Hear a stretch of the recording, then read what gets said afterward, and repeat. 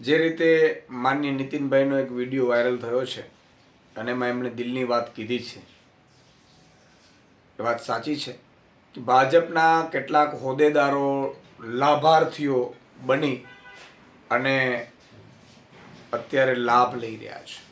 અમે તો વારંવાર કહીએ છીએ કે ભાજપના હોદ્દેદારો છે, જે જવાબદારો, જે સ્કૂટર અપાતા ને અત્યારે ફોર્ચ્યુનરો લઈને ફરે છે, એ ભાજપ સત્તામાં છે એનો દુરુપયોગ કરીને અધિકારીઓને ધમકાવીને ખોટા કામ કરાવડાવીને રૂપિયાવાળા બન્યા છે. નીતિનભાઈએ કીધું ખોટું નથી.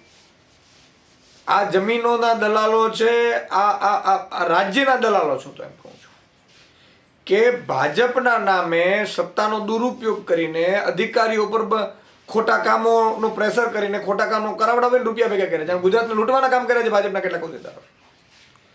અને આ નીતિનભાઈની વાત એકદમ સાચી છે કે ભાજપમાં મોટા ભાગના અત્યારે છે લોકો એ લાભાર્થીઓ છે.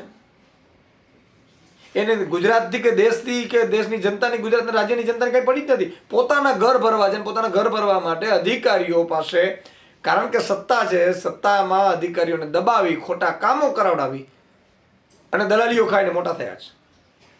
આ ખૂબ જ ચિંતાનો વિષય છે. ભાજપે એના હોદ્દેદારો પાસે જે ગુજરાતને લૂંટવાનું કામ કરે છે એ ભાજપ સરકારે બંધ કરાવવું જોઈએ, એવી અમારી માંગ છે.